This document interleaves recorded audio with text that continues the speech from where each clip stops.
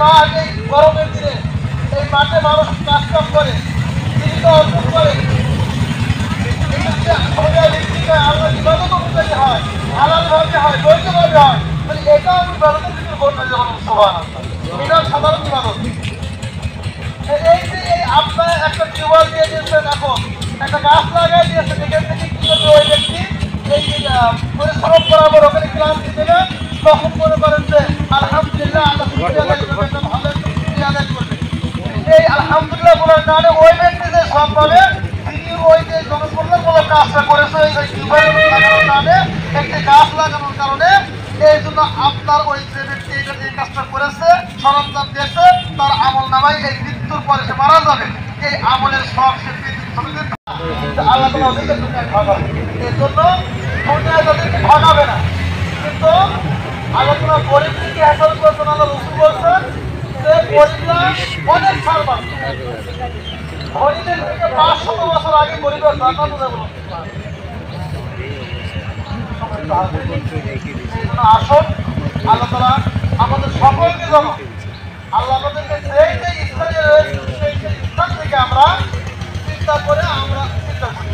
আপনি আপনার থেকে থাকান, আপনি বুঝবেন যে আল্লাহ থেকে আপনি আফসোস করি যে আল্লাহ এইসব টাকা পয়সা দিলে এগুলো দেয় না, আল্লাহ নিয়ামতের শুকর আদায় করেন। আপনি আপনার জায়গা থেকে নিজের চিন্তা করেন, তার এক চোখ নাই, তার এক হাত নাই, যে কর্ম করে খেতে পারেন না, তার বিবেক নাই, আল্লাহ তো বিবেক দিয়েছে। আমি তো কর্ম এখান থেকে আপনি কর্ম করতেই হবে। আপনি পরিবারের নেতৃত্ব করতে হবে, সমাজ নেতৃত্ব করতে হবে, রাষ্ট্র নেতৃত্ব করতে হবে। আল্লাহর সম্মানিত হাজির, আজকের যে যার উদ্দেশ্য আপনাদের মহলে একটা অ্যাক্সিডেন্টে রোড অ্যাক্সিডেন্টে মারা গেছেন, আল্লাহ তাআলা তাদেরকে জান্নাতবাসী করেন সকলে আমিন। এবং সেই সঙ্গে আমরা নিজেরাও সকলে নিজেদের জন্য দোয়া চাইব। এখনই আমরা দরুদ পড়ে এখনই ইনশাআল্লাহ দোয়া হবে, দোয়ার পরে আমরা তাবারক হ্যাঁ এটা নিয়ে আমরা যাবতীয় সবথেকে বড় আমরা বিনয়ী হব। অহংকার হচ্ছে, রাগ হচ্ছে, আল্লাহ রাগ করে থেমে যাবো আমরা। প্রত্যেকেরই রাগ হিসেবে এই দলটা আল্লাহ তাআলা দিয়েছেন, প্রত্যেকেরই রাগ আছে, কিন্তু আমরা সবুর করবো। নবী রাসূলরা সাহাবে আজমাইন এত দামি কি জন্য জানেন? এদের ধৈর্য ছিল, ধৈর্যের কারণে এত দামি হয়েছে, এত করে হয়েছে।